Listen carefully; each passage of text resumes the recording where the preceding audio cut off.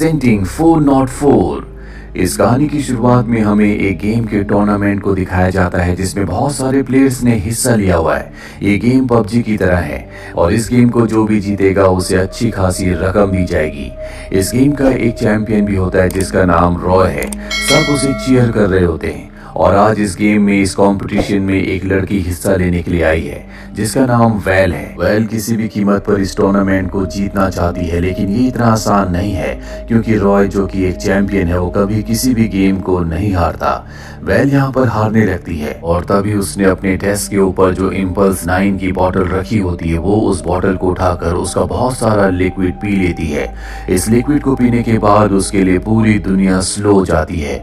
Game में उसे हर एक प्लेयर का जो एक्शन होता है वो एक्शन रिप्ले में दिख रहा होता है। दरअसल उसके लिए पूरी दुनिया की स्पीड 100% कम हो चुकी है और इस वजह से रॉय को और बाकी सभी प्लेयर्स को हरा देती है और इस गेम की चैंपियन बन जाती है। और इसके बाद हमें इम्पल्स 9 की बोतल को स्लो मोशन में नीचे गिरते हुए दिखाया जाता है और जैसी बोतल टूटती है वैल की आंख खुलती है। वो देखती है कि उसके हाथ में एक बच्चा है। 2 बच्चे उसके सामने होते हैं। जिस घर में वो रहती है वो घर पूरी तरह से टूटा फूटा हुआ है। उस घर की हालत बहुत ज्यादा खराब है।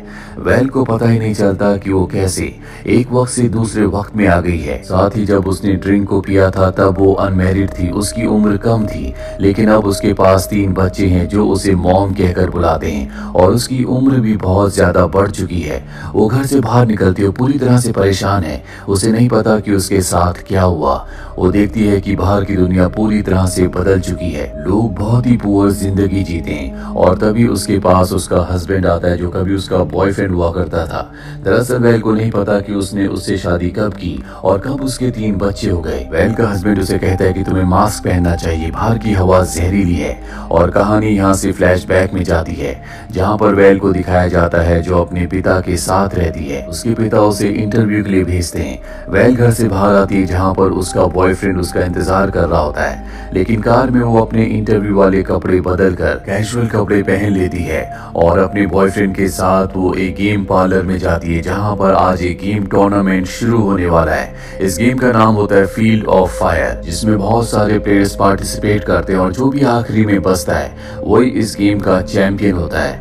यहाँ पर वैल रॉय को भी देखती है जिसको सब बहुत प्रेज कर रहे होते हैं, पर वैल किसी भी कीमत पर इस गेम को जीतना चाहती है ताकि उसे बहुत सारे पैसे मिले, वो फेमस हो जाए।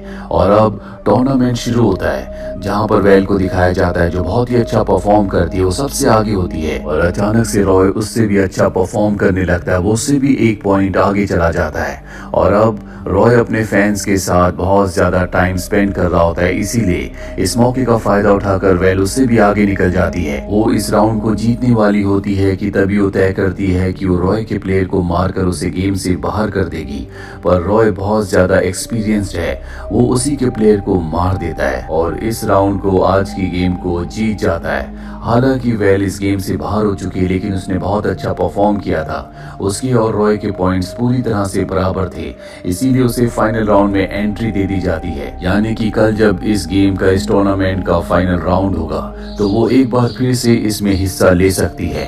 अब वैल जब बाहर आती है तो उसके पास रॉय आता है जो उसे टीज करने लगता है, जिससे वैल को बहुत गुस्सा आता है। इसके बाद रॉय यहाँ से चला जाता है। वैल का बॉयफ्रेंड जब अपनी कार लेने के लिए जाता है तभी उसके पास एक आदमी आता है और कहता है कि मैं तुम्हें गेम को जीतने का सीक्रेट बता सकता हूँ। वैल कहती है कि तुम कौन हो? वो कहता है कि मेरा नाम कोजिमा है, अगर तुम मुझसे मिलना चाहती हो, गेम जीतना चाहती हो तो मेरे पते पर आ जाना। और वो उसे अपना विजिटिंग कार्ड देकर वहां से निकल जाता है। वैल जब घर में चुपके से एंटर कर रही होती है उसके पिता उसे देख लेते हैं, जिन्हें पता था कि वैल इंटरव्यू देने के लिए नहीं गई। वैल उन्हें सच बता देती है कि वो कोई जॉब नहीं करना चाहती बल्कि वो एक गेमिंग चैंपियन बनना चाहती है क्योंकि उसे गेम्स खेलने का शौक है। वैल के पिता कहते हैं कि तुम्हें अपने करियर पर, अपनी जॉब पर ध्यान देना चाहिए। वैल कहती है कि नहीं, मैं एक गेमिंग चैंपियन बनूंगी। और इसके बाद वो अपने कमरे में आ जाती है। उसे इस बात से बहुत बुरा लग रहा होता है कि आज वो गेम को जीतने वाली थी लेकिन आखिरी पलों में रॉय ने उसे हरा दिया। और तभी उसकी नजर उस विजिटिंग कार्ड पर जाती है जो आज उसे कोजिमा ने दिया था और बताया था कि उसे पता है कि गेम जीतने का सीक्रेट क्या है। और अब वेल उससे मिलने जाती है और देखती है कि उसका एक गेम पार्लर है जहाँ पर बहुत सारे लोग गेम खेल रहे होते हैं। वेल कोजिमा से पूछती है कि मैं जानना चाहती हूँ कि गेम जीतने का सीक्रेट क्या है।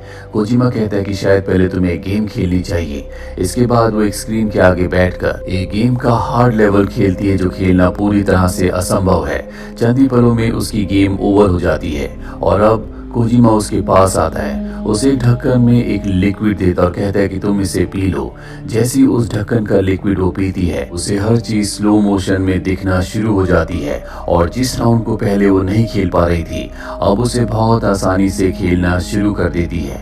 वेल अपनी आंखों की पलक को झपकती है और अगले पल वो देखती है कि वो कोजिमा के सामने बैठी हुई है। उसे पता नहीं चलता कि वो यहाँ पर कैसे आई। वो कोजिमा से कहती है कि मैं गेम खेल रही थी लेकिन मैं यहाँ पर कैसे आई।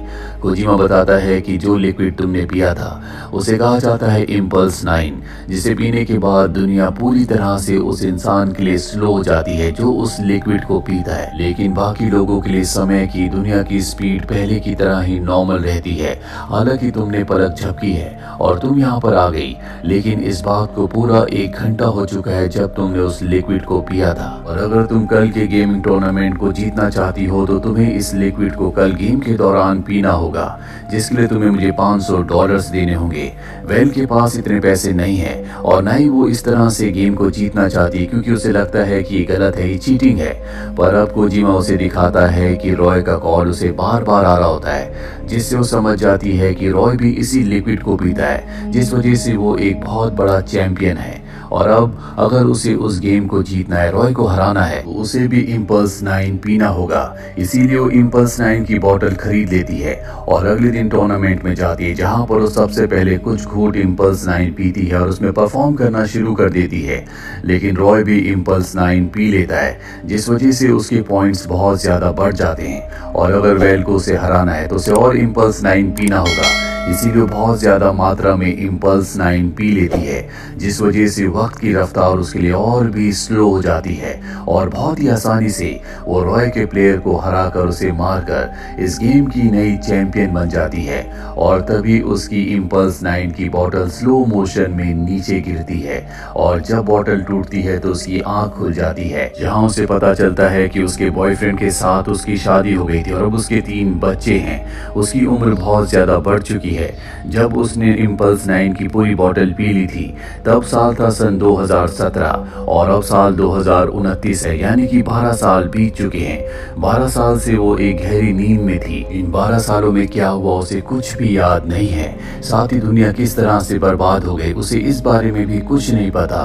और अब जब वो अपने हस्बैंड के साथ बाहर आती है तो वो देखती है कि जिस जगह में यहाँ पर लोग रहते हैं उस जगह को बाहर से पूरी तरह से एक वॉल से कवर किया गया है, यानी कि बाहर से कोई भी अंदर नहीं आ सकता। बाहर की दुनिया बहुत ज्यादा खतरनाक है। और तभी वहाँ पर एक आदमी को सिक्योरिटी पकड़ लेती है क्योंकि इसने भी इम्पल्स 9 पिया था और ये अब होश में आया है। जो भी लोग इम्पल्स 9 पीकर अब होश में आ रहे होते हैं उन सबको यहाँ की सिक्योरिटी इस जगह से निकाल कर बाहर फेंक रही होती है क्योंकि इम्पल्स 9 पीने वालों से यहाँ पर हर कोई नफरत करता है। और नफरत की वजह होती है कि आज से 12 साल पहले जब इम्पल्स 9 ड्रिंक बहुत ज्यादा फेमस हो गई थी तो वर्ल्ड के बड़े बड़े लीडर्स ने इस ड्रिंक को पिया था, जिसके बाद पूरे वर्ल्ड में वॉर शुरू हो गई, दुनिया तबाह हो गई। और आज दुनिया की जो भी हालत है उसके पीछे कहीं ना कहीं इम्पल्स 9 का हाथ है। इसीलिए जो भी लोग होश में आते हैं उन्हें यहाँ से बाहर फेंक दिया जाता है। यहाँ तक कि वेल का हस्बैंड भी उन लोगों से बहुत नफरत करता है जिन्होंने इम्पल्स 9 पिया था। ऐसे लोगों को पल्सर कहा जाता है। वेल को जब पता चलता है कि उसका हस्बैंड भी इस तरह के लोगों से नफरत करता है और ऐसे लोगों को जो कि अब होश में आ रहे हैं इस जगह से बाहर फेंक दिया जाता है जो कि खतरनाक है। वेल ये बात सबसे छुपाती है कि वो भी एक पल्सर है, उसे भी कुछ याद नहीं कि पिछले 12 सालों में क्या हुआ था। अब वो घर जाती है जहाँ पर उसे पता चलता है कि उसके पिता की भी अब मृत्यु हो चुकी है। उसे ये भी नहीं पता होता कि उसका काम क्या है। तभी उसके पास एक आदमी आता और कहता है कि आज तुम्हारी ड्यूटी है, तुम एक सफाई इंस्पेक्टर हो। इसके बाद वेल को वहाँ के टॉयलेट साफ करने पड़ते हैं। दरअसल लोगों के घरों में अब अपने पर्सनल टॉयलेट नहीं होते बल्कि सबको पब्लिक टॉयलेट में ही जाना होता है। इसके बाद जब वेल अपने बच्चों को स्कूल से ला रही होती है तभी उसकी बेटी उसे एक स्केच देती है और कहती है कि ये मैंने बनाया है, इसमें जो कैरेक्टर है वो आप हो। स्केच में लिखा होता है माई हीरो। वो अपनी मॉम से कहती है कि आप मेरी हीरो हो, लेकिन वेल बहुत ज्यादा थकी हुई होती है, इसीलिए वो स्केच पर ज्यादा ध्यान नहीं देती। वेल जब बच्चों के साथ घर पहुंचती है तो देखती है कि उसका हस्बैंड बहुत तेज साइकिल चला रहा है। दरअसल वो ऐसा इसलिए कर रहा होता है ताकि बिजली को करंट को प्रोड्यूस कर सके। इस दुनिया में कोई भी ऑटोमेटिक करंट नहीं है, इसलिए लोगों को इसी तरह से करंट को पैदा करना पड़ता है। और जब करंट आ जाता है तो वेल का हस्बैंड टीवी पर गेम चलाता है जो कि फील्ड ऑफ फायर होता है, वही गेम जिसे उसने आखिरी बार खेला था, जिसके बाद की जिंदगी के बारे में उसे कुछ भी याद नहीं है। इसके बाद वो अपने बच्चों के साथ उस गेम को खेलना शुरू कर देती है क्योंकि उसे ये गेम बहुत अच्छी लगती है। कुछ घंटे बीत जाते हैं और तभी वेल का हस्बैंड भागते हुए घर आता और कहता है कि आज तुम अपनी गार्ड की ड्यूटी पर क्यों नहीं गई, तुमने दरवाजा नहीं खोला जो कि बाहर वाले गार्ड के लिए था, इसी वजह से बाहर के जानवरों ने उसे मार दिया। वेल जब बाहर जाती है तो देखती है कि वहां पर एक आदमी की मृत्यु हो चुकी है। उसकी पत्नी उसे कोस रही होती है क्योंकि उसी की वजह से उसके हस्बैंड की मृत्यु हुई है। दरअसल वेल को पता ही नहीं होता कि आज उसकी ड्यूटी है। बाहर जो चारों तरफ दीवारें हैं, गेट है, वहां पर हमेशा यहाँ के लोग ड्यूटी देते हैं ताकि बाहर के खतरनाक जानवर अंदर ना आ जाएं। और अब वेल तय करती है कि वो इस दुनिया में फिट नहीं होती, इसीलिए वो बाहर की दुनिया में, जिसे वेस्टलैंड कहा जाता है, वहां चली जाएगी। वो अपने हस्बैंड के लिए एक लेटर लिखती है जिसमें वो पूरी सच्चाई लिख देती है कि उसने भी इंपल्स 9 पिया था, वो भी एक पल्सर है, इसीलिए वो इस जगह को छोड़कर जा रही है। वेल इस जगह से, इन दीवारों से बाहर निकल जाती है। बाहर की दुनिया में जहाँ पर कोजिमा का कैफे था, उसे वो कैफे दिखता है और जब वो कैफे के अंदर जाती है तो वहाँ पर उसे कोजिमा मिलता है। कोजिमा को पता चलता है कि वेल एक हफ्ते पहले ही जागी है। वेल के साथ जो कुछ हुआ इसके लिए वो कोजिमा को ब्लेम करती है। कोजिमा कहता है कि मैं जानता हूँ कि इंपल्स 9 की वजह से बहुत लोगों की जिंदगी बर्बाद हुई है, लेकिन मैं तुम्हें एक ऑप्शन दे सकता हूँ। वो उसके सामने इंपल्स 9 की एक बहुत बड़ी बोतल रखता है और कहता है कि तुम इस पूरी की पूरी बोतल को पी जाओ, जिससे तुम एक बार फिर से स्लो मोशन में चली जाओगी और जब तक तुम्हें असली दुनिया में होश आएगा उससे पहले तुम्हारी असली दुनिया में मृत्यु हो गई होगी। ये ऑप्शन वेल को बहुत अच्छा लगता है क्योंकि इस दुनिया में कुछ भी नहीं है, ये दुनिया पूरी तरह से बर्बाद हो चुकी है। वो तय करती है कि इस बार वो इंपल्स 9 की पूरी बोतल पीकर हमेशा के लिए एक अलग दुनिया में चली जाएगी जिसमें उसे कुछ भी याद नहीं रहेगा। और अब जब वो इंपल्स 9 की बोतल को उठाती है तभी उसे अपने कपड़ों में वो पेपर मिलता है जिस पेपर में उसकी बेटी ने उसका स्केच बनाया था और लिखा था माई हीरो। उस स्केच को देखने के बाद उसे अपने बच्चों की, अपने परिवार की याद आने लगती है और वो तय करती है कि अब वो इंपल्स 9 नहीं पिएगी, इसीलिए वो वापस आ जाती है। और आज गेट पर उसी के हस्बैंड की ड्यूटी होती है जो उससे बहुत नाराज होता है। वो उसे दरवाजा खोलने के लिए कहती है, लेकिन वेल का हस्बैंड दरवाजा नहीं खोलता क्योंकि वेल ने उसे धोखा दिया। उसने उससे पल्सर होने की बात को छुपाया और तभी पीछे से वो खतरनाक जानवर आने लगते हैं जो कि वेस्टलैंड में यानी कि बाहर की दुनिया में रहते हैं, जो इंसानों को मारते हैं। पर इससे पहले कि वो वेल तक पहुंचते, वेल का हस्बैंड उसे दरवाजा खोलकर अंदर ले आता है। यहाँ पर सायरन बजना शुरू हो जाता है जिससे सब के सब लोग अपने घरों से बाहर निकलते हैं और एक दूसरी जगह की तरफ भागते हैं क्योंकि अब ये जो जानवर आ रहे हैं उनसे लड़ने के लिए वो तैयार नहीं है। लेकिन वेल तय करती है कि वो उन सबको रोकेगी। वो अपने हस्बैंड से कहती है कि तुम घर जाओ और बच्चों को लेकर किसी सुरक्षित जगह पर चले जाओ।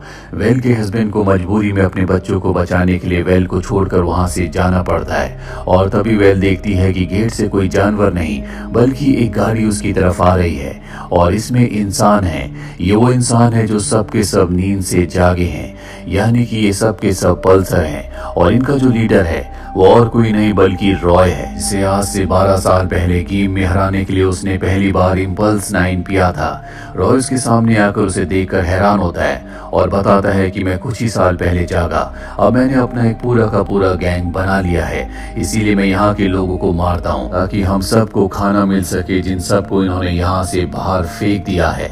और अब वो यहाँ पर सबको मारने के लिए आया है, लेकिन इससे पहले कि वो किसी पर अटैक करता, वेल उसके सामने उस खाली बोतल को फेंकती है जो उसे कोजिमा ने दी थी, जिसके अंदर कुछ ही देर पहले इंपल्सिव 9 भरा हुआ था।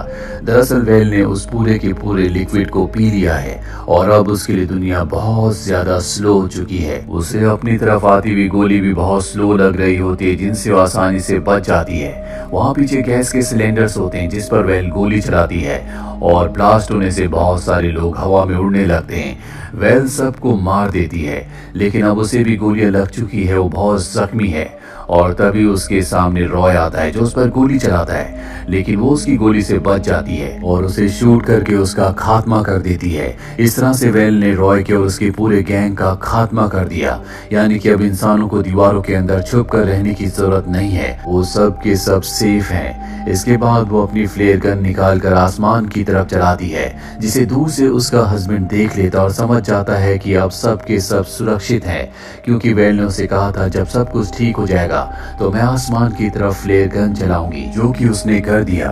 उसकी जिंदगी की आखिरी सांसों में उसके हाथ में उसकी बेटी का वही स्केच होता है जो उसकी बेटी ने उसके लिए बनाया था, जिसमें उसकी बेटी ने उसे ड्रॉ किया था और नीचे लिखा था माई हीरो। वेल ने सच में आज एक हीरोइक काम किया है। इसके बाद वेल की भी मृत्यु हो जाती है और इसी के साथ ये सीरीज, ये कहानी यहीं पर खत्म हो जाती है। उम्मीद करते हैं कि ये कहानी आपको पसंद आई होगी।